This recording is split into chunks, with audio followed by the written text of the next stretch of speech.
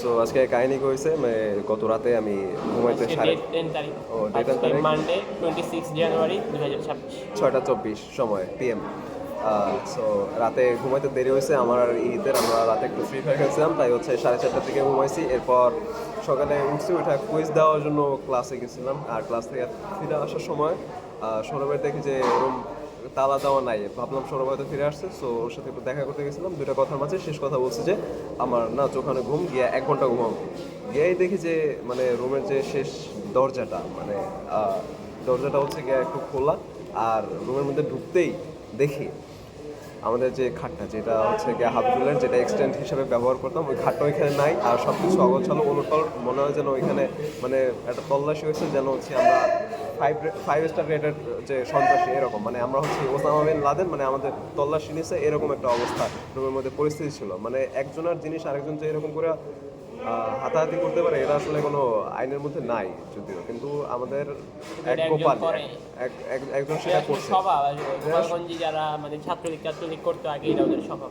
এরা হ্যাঁ, আমরা প্রতিরোধ করতে চাই কিন্তু আসলে প্রতিরোধ এটা হয় না। আর কিছু কিছু মানুষের স্বভাব আছে যে কিছু দেখলেই সেটা তার হয়ে যায়, মানে নিজের মনে করে, আর কোনো পারমিশনের দরকার হয় না। মানে আমি এই ক্যান্টিনে আসছি, আমার এই গ্লাসটা দেখে পছন্দ হচ্ছে, গ্লাসটা আমার।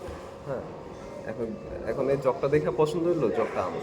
ঘড়িটা দেখে পছন্দ হলো, ঘড়িটা আমার। আমার কারো জিজ্ঞেস করার দরকার নাই, কারণ ওটা অলরেডি আমার, আমি বলে দিচ্ছি ওটা আমার, সো এটা আমার।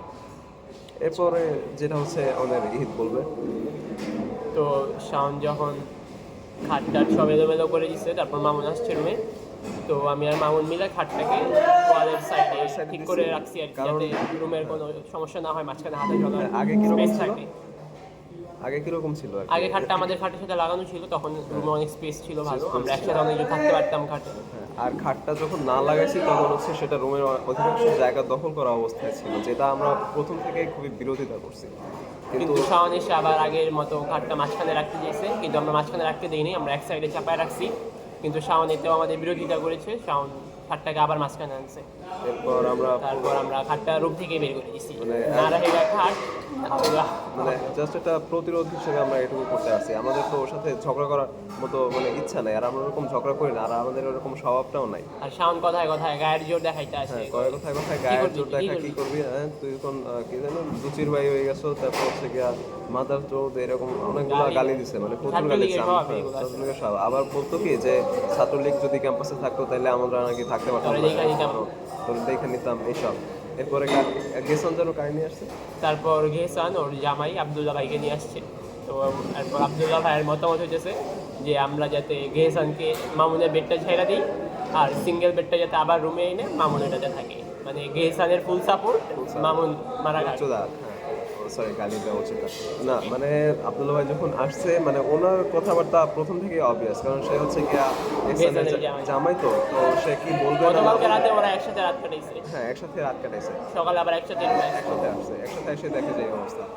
তারপরে গেসানে আমি অ্যাজ আ ওয়ার্নিং আমি কল দিচ্ছি যে তোমার এরকম সব উচ্ছেদ করছে, এখন তুমি কি বলবা? বলতেছে ওরা তো ও যাক খুশি করে, এই তো এরকম। তারপর আমাদের এই যে সাক্ষী এই সৌরভ ছিল, সৌরভ আর কি বিকালে গেছে রুমে, তারপর বাকিটা সৌরভের কাছ থেকে সৌরভের কাছ থেকে শুনলাম। আচ্ছা, আমার কিছু বলার নাই, আমি হচ্ছে প্রত্যক্ষদর্শী ছিলাম, এখন শেষের অংশটা শুনতে পারছি।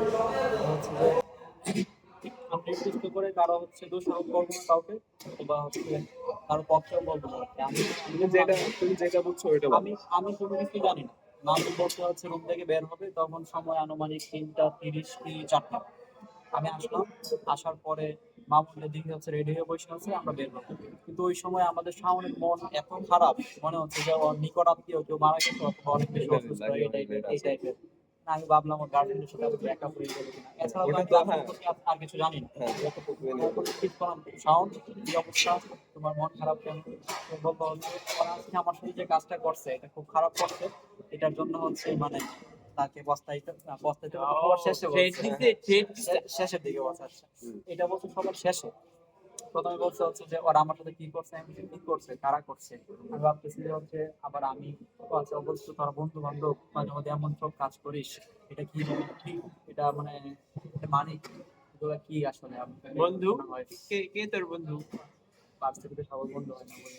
তারপর পরে হচ্ছে আমার কাছে বললো যে হচ্ছে বন্ধু তুমি আমার বললো আমি বা হচ্ছে আমার মানে অজান্তেই কি তুমি হার্ট হয়েছে কিনা বা আমার মাধ্যমে তোমার কোনো ক্ষতি হয়েছে কিনা, হ্যাঁ হইছি।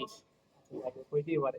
তারপরে শেষের দিকে ওটা বাদ দেই, শেষের দিকে যেটা হলো ও আমার হচ্ছে সমগ্র ঘটনাটা করা যা বললো এতক্ষণ দুজনে এটা এক্সপ্লেন করলো। মাত্র মামুন আর ইহির যেটা বলছে এটা তো হচ্ছে তাদের দুজনের কথা তারা বলছে, কিন্তু শাওনের হয়তো অন্য রকমের মানে বক্তব্য থাকতে পারতো। সঙ্গে বক্তব্যটা কি তুমি বলো, তোমাকে তো বলছে। আমার বক্তব্য তোমার কাছে বলছে। আত্মপক্ষ সমর্থন করে হয়তো বা তোমরা হচ্ছে মানে একপাক্ষিক ভাবে বলতে পারো। তাহলে শাওনের পক্ষটা তুমি বলো। শাওনের কথা হচ্ছে শাওন আগে রুমে ছিল, কিন্তু সে হচ্ছে সুবিধাবাদী, ঠিক আছে বল। মানে নিজের সুবিধার জন্য আর কি, ভালো লাগার জন্য। এটা স্বাভাবিক সবার ক্ষেত্রে। সে হচ্ছে মেন বিল্ডিং এ গেল, সিঙ্গেল রুমে সিঙ্গেল থাকতে চাইছে, আগেও সিঙ্গেলই ছিল, ওইখানে গিয়ে হচ্ছে একটা রাজকীয় অবস্থায় ছিল মাস্টার ভাইদের সাথে সিনিয়রদের সিনিয়রদের সাথে। এখন সে কোনো কারণে আমি ওইখান থেকে বের হয়ে চলে আসছে, মানে বের হয়ে চলে আসছে না, বের করে দিছে লাচ্ছি দিয়ে। এটা বল। লাস্ট মধ্যে হচ্ছে ওরা গার্ড ধরে গেছে, আমরা এত আচ্ছা, তারপর সে আসলো, এখন আগে জিনিসপত্র লোটা কম্বল নিয়ে সবকিছু নিয়ে চলে আসছে। তার হচ্ছে মাথা বুঝের মতো খাই নাই, এই জন্য সে আসলো তো আবার 1015-তে। তার যে মানে আগের বেড ওইটাতে এসে শুয়েছিল, এবং হচ্ছে ওইখানে অবস্থান করছে আমাদের গেহসান। আমাদের গেহসানকে সে সরানোর চেষ্টা করতেছে, কিন্তু সো মানে ও প্রথমে রুমে এসে কি করছিল, ও এসে নাকি আমি বলি বাকিটুকু, ও আসার আগে ইহিতেরও কল দিছে যে ইহিত আমি আসবো। আচ্ছা আমি বলি। 9টার সময় আমার কল দিছে, আমি ঘুমাইতেছিলাম, ওর কল শুনে আমার ঘুম ভাঙছে। আমি রাতের বেলা ঘুমাইছি 4:30টার সময়, ঘুমানোর আমার 5 ঘন্টাও হয় নাই, তার মধ্যেই ফোন দিছে। তো আমি ফোনটা রিসিভ করে কানের উপরে দিয়ে ঘুমায় পড়ছি। আবার ওরা আমার শুনছিও বলছে যে আমার তো রুম থেকে বের করে দিছে, আমার প্রফেসর ফোন দিছিল, আমার না থাকতে পারবো না, আমি আবার 1015-তে ফিরে যাবো। পরে আমি অগল শুই না, আচ্ছা ঠিক আছে ঘুমায় পড়ছি।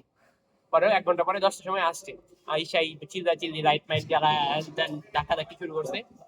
আমি ছেড়ে আসি, আমার পাশে থেকে খাটটা টান দিয়া নিয়ে গেছে কাপড়, মানে তোষক মোষক আডিকে দিকে দিয়া পালাই দিছে। এসানের বেড পুরোটা নিচে নামাই দিছে, এসানের টেবিলে যা যা ছিল ওগুলো সব নিচে ওগুলো নামাই সব দিছে। নিচে, আমি যখন রুমে পরে আসি মামুন দেখি আসছে রুমে। সবকিছু দেখে নিচে ফেলাই রাখছে, মানে এমন একটা অবস্থা যেন এর মধ্যে একটা হাঙ্গামা হয়েছে, তৃতীয় বিশ্বযুদ্ধ তো এরপরেও এরকম। ওয়াইফাই এর পাসওয়ার্ড চাই, চাবি চাই, এটা ওইটা চাই, খাট চাই, খাট পালঙ্ক চাই, চাই, টেবিল তারপর চাই, টেবিল চাই।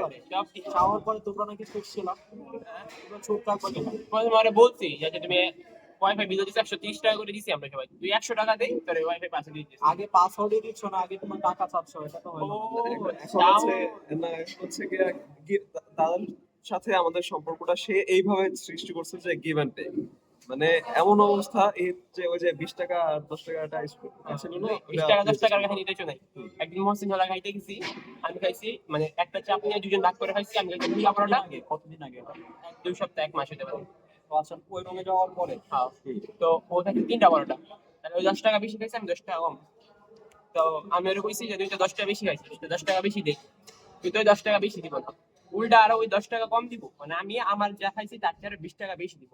ওই ওর এটা আশা করছে, মানলাম আশা করতেই পারে বন্ধু হিসাবে, আর 10-20 টাকা তো খাওয়াইতেই পারি। কিন্তু স্বাভাবিকভাবে এটা এখানে কি হওয়ার কথা ছিল, ওর 10 টাকা বেশি দেওয়া উচিত। খাওয়ান আমাদেরকে প্রতিদিন খাওয়াবে, যেই দিন আমাদের খাইছে, income নাই। যেই দিন খাইছে ওই দিন সকালেও 10 টাকা 10,000 টাকা ক্যাশ আউট করে দিচ্ছে। 10,000 টাকা মানে দেখা যাচ্ছে 5,000 ক্যাশ, 5,000 ভাই, 500 টাকা থাকলেও আমি 400 টাকা খাওয়াই। ওই 10,000 টাকা।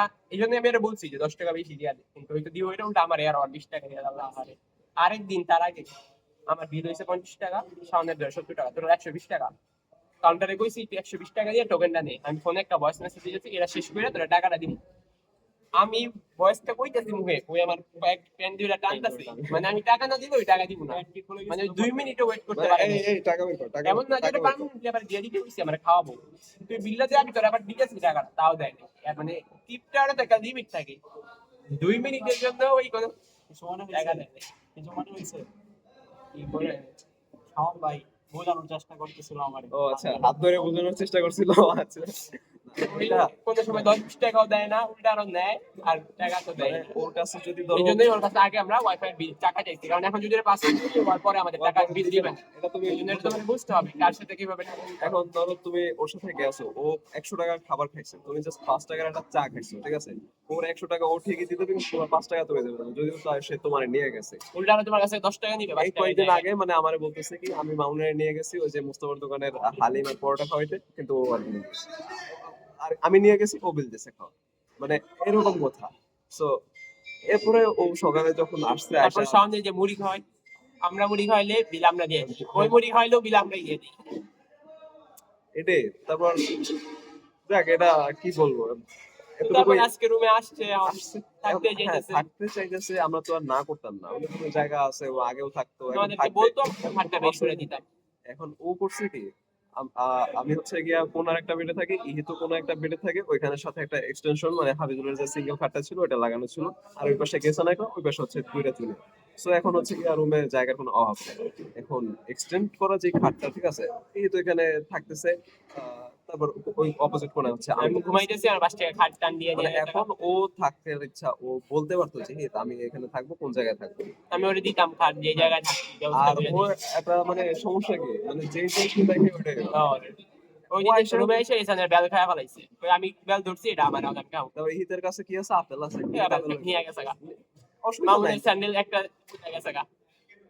তারপর এর আগে একটা ব্রাশ, ব্রাশ তো একটা জিনিস মানুষ দাঁত ব্রাশ করে ভাই। সবকিছুর পরে মজার একটা কথা হচ্ছে তোমরা দুইজন, আমি খেয়াল করছি যে হচ্ছে ওই লোক হচ্ছে অনেক এক্সাইটেড ছিল, উত্তেজিত, এবং হচ্ছে ভিতর থেকে রাগে হচ্ছে ফুসফুস হ্যাঁ হ্যাঁ করতেছে। হ্যাঁ হ্যাঁ হ্যাঁ। সত্যি কথা বলতে তোরা কারণ ওই আমরা মুহূর্তে তোরা হচ্ছে একটু চুপ থাকলেই সবকিছু সমাধান হয়ে যেত। তোরা কি করতেছিলি, সুরসুরি দেওয়ার মতো কথাবার্তা বলতেছে, না মানে এখন এই যেটা সবসময় করে। আর এরা এটা প্রাকৃতিক ভাবে এরা আমি এমনি কথা বলি, আর সত্যি কথা বললে যদি তোমার খারাপ লাগে, না সত্যি কথা না বললে যদি তোমার খারাপ লাগে তাহলে যদি তো আর ওরকম না, এই তো অলওয়েজ মুখে আসে যেটা বলে যায়, এই তো তোমার ওরকম কি মনে মনে হয় রাখে না। তোমার মতো সুগার কোটিং করতে পারি না। শাওন যদি হচ্ছে মানে রাগান্বিত হয়ে তোমাদের দুজনের মারতে শুরু করে, তুমি কি পারবা তার এটা কি সাথে? কোনো মারামারি না, করার এটা তো বিষয়? আমরা মারামারি এখন জিনিসটা পড়ি, এটা কি সে তো মারামারি বারবার করার বলছে, বিষয়? আমি কিন্তু তোমাকে শাওন hit কি করবো। সন্ত্রাসী, শাওন কি না ছাত্রলীগের সন্ত্রাসী, সে ও মারামারি বারবার করবে হুমকি কেন? দিছে যে তোমাদেরকে আমি এখন হিট করবো। এখন আমরা তাইলে বলো, তাইলে এমন একটা ছেলে যে রুমে এসে আমাদেরকে চিট দেয়, ওরা কেমন থাকতে দিবে? তাকে কথা বলি। সে বললো, না, ও যেটা আজকে করছে তোমাদেরকে আমরা প্রতিদিন জাস্ট তুই কি শাওনের পক্ষে? না তুই যা ও শাওনের পক্ষে উপর মারুক, তুই যা। না, তোরা এখন মাল আমি ফেরাবো। না, এখন তাইলে আবার কথা পয়সা হচ্ছে নেই।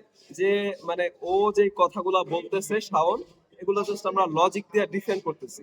সো লজিক দিয়ে যখন ডিফেন্ড করতেছি সবগুলো কথা শাওনের মাথা যাইতেছে নষ্ট। শাওনের মাথা নষ্ট। স্বাধীনতা কোথায়? এটাই কি স্বাধীনতা? মানে তুমি স্বাধীনভাবে কথা বলতে পারো না। মানে ঈদের কাছে ভিডিও যদি লম্বা জিজ্ঞেস হয়ে করতো, গেছে। ঈদ বলতো যে হ্যাঁ শাওন তুই এখানে থাক। এখানে থাক, এখানে থাক, ও আইসে হচ্ছে বেডটা প্রথমে বাইর করে নিছে, আমরা বেডটা আবার একটু রুমে সাজাই কাজ দিছি। শুরু করে দিচ্ছে, এমন একটা ভাব যে রুমটা ওর, আমরা রুমে ভাড়া ভাড়া থাকতেছি, থাকতে এখন ও আসছে। যেটা করবে আমাদের এটা মাইনে নেওয়া লাগবে। মানে ও হচ্ছে ওর সুবিধার জন্য ও 2 মাস আগে একটা রুমে গেছে মেইন বিল্ডিং এ 163-তে, আবার 2 মাস পর ফিরে আইসে বসছে।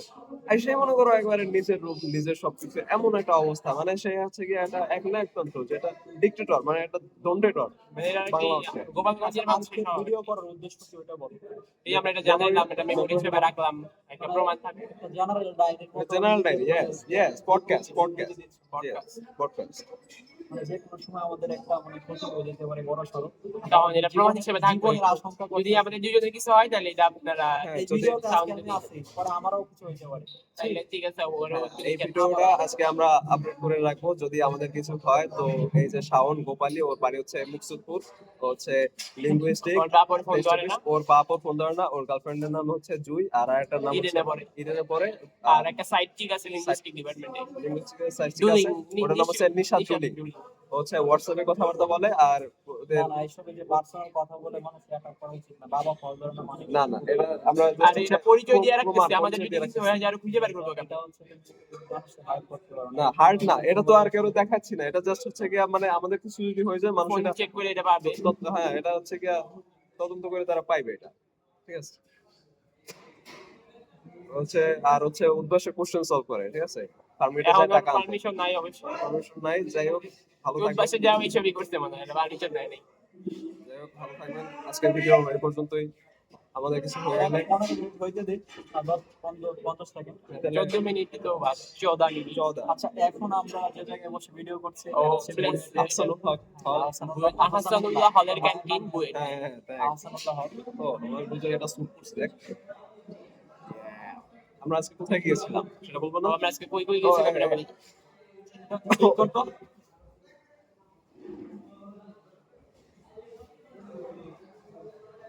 আজকে ইডেনের সামনে গেছিলাম, তারপর ওইখানে দেখি যে আগে হাজার হাজার তারপর আমরা ঢাকেশ্বরী মন্দিরে গেছিলাম, তারপর আমরা নূর ফাতেহ রোডে গেছিলাম, ওইখানে আমরা সৌরভের জন্য ওষুধ কিনছি। ওষুধের এক্সপায়ারি ডেট আছে 2026 সালের মে মাস পর্যন্ত। আর এখনো আছে। আপনারা ওর জন্য দোয়া করবেন। উৎপাদনকারী ডেট হচ্ছে গিয়া ডিসেম্বর 2023, মানে 2 বছর already have passed. Thank you. Thank you.